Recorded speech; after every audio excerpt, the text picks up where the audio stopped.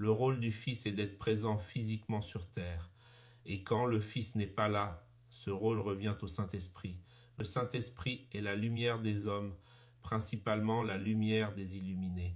D'un point de vue biblique et de la narration, ce rôle était attribué aux prophètes. Ils étaient la lumière des peuples hégémoniques ou oppressés. On parle ici de prophètes connus, mais également méconnus. Lorsque Jésus était sur terre, il jouait le rôle de cette lumière. Et il disait, « La lumière est encore pour un peu de temps au milieu de vous. Marchez pendant que vous avez la lumière, afin que les ténèbres ne vous surprennent point. Celui qui marche dans les ténèbres ne sait où il va.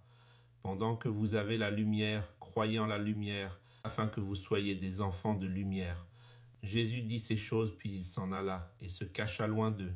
La foule avait bien compris que le Christ devait demeurer éternellement. C'est pourquoi Jésus mentionne le Saint-Esprit comme une consolation à la lumière qu'il est lui-même. Le rôle du Saint-Esprit étant également de demeurer sur terre. Il pallie pour cela à l'absence du Christ. Si le Père qui veille au ciel devait s'endormir, le Fils ou l'Esprit serait sur terre pour veiller à la continuité de la vie. Pour moi, ils sont trois esprits au ciel, le Père, le Fils et le Saint-Esprit, et chacun d'eux a sa propre conscience distincte. Ils ne sont pas dans le trouble, mais dans l'harmonie de leurs tâches. C'est pourquoi les conflits sont trouvés ici-bas et non dans l'au-delà. Si pour les Mormons possédés, le Saint-Esprit revient à se qualifier de Dieu, qu'il en soit ainsi. Mais ce ne sont que des dieux de pacotille habités par un même esprit. Dans l'éternité, Dieu a pris conscience suite à un alignement entre le Père, le Fils et le Saint-Esprit, un peu comme un alignement de planètes ou une éclipse solaire.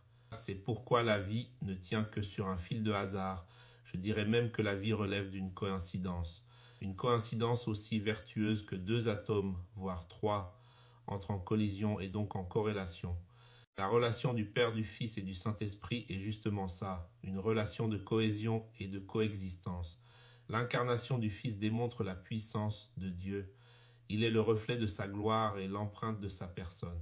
Le logo est la parole du Père et le Fils n'a pas de logo au sens propre du terme, puisqu'il est lui-même ce logo.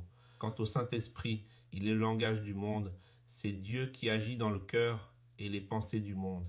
Il est la multitude de Dieu, sa forme plurielle qui possède et habite les gens.